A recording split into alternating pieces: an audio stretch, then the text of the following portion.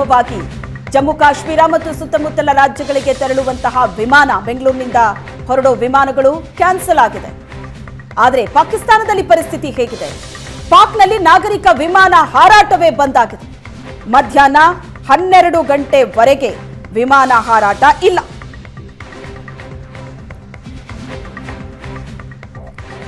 ಈ ಬಗ್ಗೆ ಹೆಚ್ಚಿನ ಡೀಟೇಲ್ಸ್ ಅನ್ನ ಕೊಡ್ತಾರೆ ನಮ್ಮ ಪ್ರತಿನಿಧಿ ಮಂಜುನಾಥ್ ಇದ್ದಾರೆ ಸಂಪರ್ಕದಲ್ಲಿ. ಮಂಜುನಾಥ್, ಭಾರತದಲ್ಲೂ ಒಂದಷ್ಟು ಕಟ್ಟೆಚ್ಚರವನ್ನ ವಹಿಸಲಾಗಿದೆ. ಅದರ ಜೊತೆಗೆ ಪಾಕಿಸ್ತಾನದಲ್ಲೂ ಕೂಡ ಬಹಳಷ್ಟು ಎಚ್ಚರಿಕೆಯ ಹೆಜ್ಜೆಯನ್ನ ಪಾಕ್ ಇಡ್ತಾ ಇದೆ. ಇಲ್ಲಿ ನಾಗರಿಕ ವಿಮಾನ ಹಾರಾಟವನ್ನ ಬಂದ್ ಮಾಡಿದ್ದರ ಉದ್ದೇಶ ಏನು ಹಾಗಾದ್ರೆ ಪಾಕಿಸ್ತಾನ? ಶ್ವೇತಾ, ಒಂದಾದ ಮೇಲೆ ಒಂದು ರಿಸ್ಕ್ ತಗೊಳ್ಳಿಕ್ಕೆ ಸಾಧ್ಯ ಇಲ್ಲ ಅನ್ನುವಂಥದ್ದು ಒಂದು ಕಡೆ, ಮತ್ತೆ ವಾಯು ದಾಳಿ ಏನ್ ಬೇಕಾದ್ರೂ ಆಗಬಹುದು ಅನ್ನುವಂಥದ್ದು ಕೂಡ ಮತ್ತೊಂದು ಕಡೆ.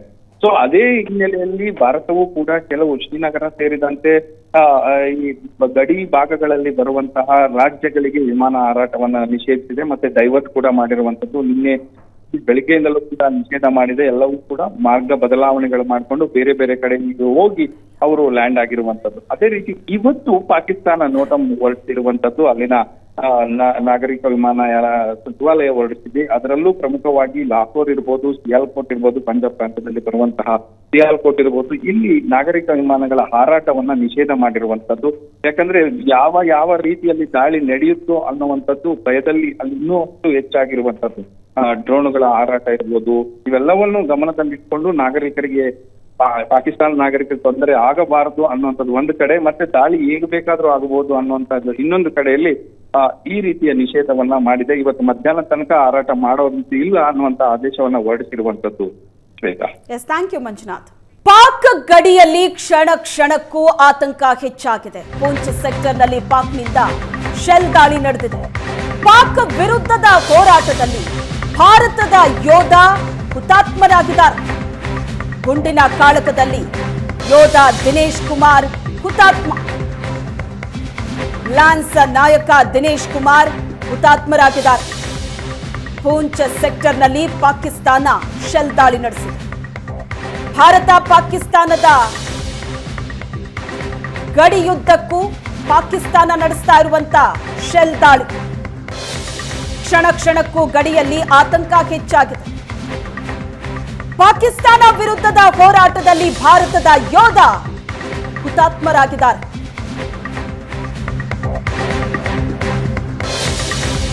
ಆಪರೇಷನ್ ಸಿಂಧೂರದ ಬಳಿಕ ಪಾಕಿಸ್ತಾನಕ್ಕೆ ಬಿಗ್ ಶಾಕ್. ಬಲೂಚ್ ಮೇಲಿನ ನಿಯಂತ್ರಣವನ್ನ ಪಾಕ್ ಕಳೆದುಕೊಳ್ತಾ ಇದೆಯಾ? ಪ್ರತ್ಯೇಕ ರಾಷ್ಟ್ರಕ್ಕಾಗಿ ಬಲೂಚ್ ಸೇನೆಯಿಂದ ಹೋರಾಟ. ಭಾರತದ ಬಳಿಕ ಪಾಕ್ ಮೇಲೆ ಬಲೂಚಿಸ್ತಾನ ಆಕ್ರಮಣ ನಡೀತಾ ಇದೆ. ಇಸ್ಲಾಮಾಬಾದ್ನಲ್ಲಿ ಕ್ಷಣ ಕ್ಷಣಕ್ಕೂ ಆತಂಕ ಹೆಚ್ಚಾಗಿದೆ. ಆಪರೇಷನ್ ಸಿಂಧೂರದ ನಂತರ ಪಾಕಿಸ್ತಾನಕ್ಕೆ ಬಿಗ್ ಶಾಕ್ ಇದು. ಬಲೂಚ್ ಮೇಲಿನ ನಿಯಂತ್ರಣವನ್ನ ಪಾಕಿಸ್ತಾನ ಕಳ್ಕೋತಾ ಇದೆಯಾ? ಪ್ರತ್ಯೇಕ ರಾಷ್ಟ್ರಕ್ಕಾಗಿ ಬಲೂಚ್ ಸೇನೆ ಹೋರಾಟ ನಡೆಸಿಕೊಂಡು ಬಂದಿದೆ. ಈಗ ಭಾರತದ ಬಳಿಕ ಪಾಕಿಸ್ತಾನದ ಮೇಲೆ ಬಲೂಚಿಸ್ತಾನ ಆಕ್ರಮಣ ನಡೆದಿದೆ. ಮತ್ತೆ ಪಾಕ್ ಸೇನೆಯನ್ನ ಟಾರ್ಗೆಟ್ ಮಾಡಿದೆ ಬಲೂಚಿಸ್ತಾನ. ಇಸ್ಲಾಮಾಬಾದ್ನಲ್ಲಿ ಕ್ಷಣ ಕ್ಷಣಕ್ಕೂ ಆತಂಕ ಹೆಚ್ಚಾಗಿದೆ. ಕಳೆದ ಕೆಲ ದಿನಗಳ ಹಿಂದೆ ಪಾಕಿಸ್ತಾನದ ಸೇನೆ ಇದ್ದಂತಹ ವಾಹನವನ್ನ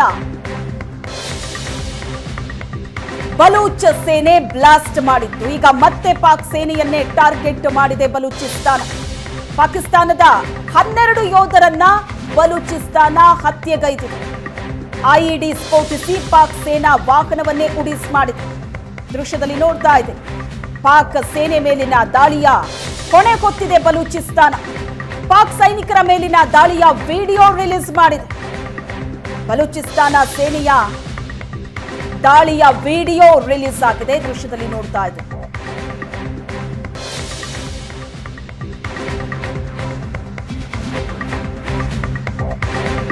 ಪಾಕಿಸ್ತಾನದ ವಿರುದ್ಧ ಆಪರೇಷನ್ ಸಿಂಧೂರ್ ಅಸ್ತ್ರ.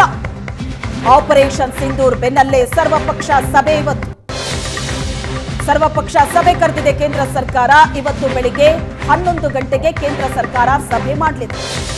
ರಕ್ಷಣಾ ಸಚಿವ ರಾಜನಾಥ್ ಸಿಂಗ್ ನೇತೃತ್ವದಲ್ಲಿ ನಡೆಯೋ ಸಭೆ. ದಾಳಿಯ ಬಗ್ಗೆ ಎಲ್ಲ ಪಕ್ಷಗಳಿಗೂ ಕೇಂದ್ರ ಮಾಹಿತಿಯನ್ನ ಕೊಟ್ಟಿದೆ. ಪಾಕ್ ವಿರುದ್ಧ ಆಪರೇಷನ್ ಸಿಂಧೂರ ಅಸ್ತ್ರ. ಇವತ್ತು ಸರ್ವಪಕ್ಷ ಸಭೆ ಕರೆದಿದೆ ಕೇಂದ್ರ ಸರ್ಕಾರ ಬೆಳಿಗ್ಗೆ 11 ಗಂಟೆಗೆ.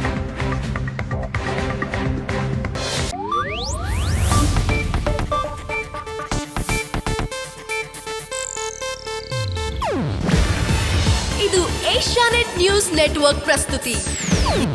ನೀವು ನೋಡ್ತಿದ್ದೀರಾ ಏಷ್ಯಾನೆಟ್ ಸುವರ್ಣ ನ್ಯೂಸ್.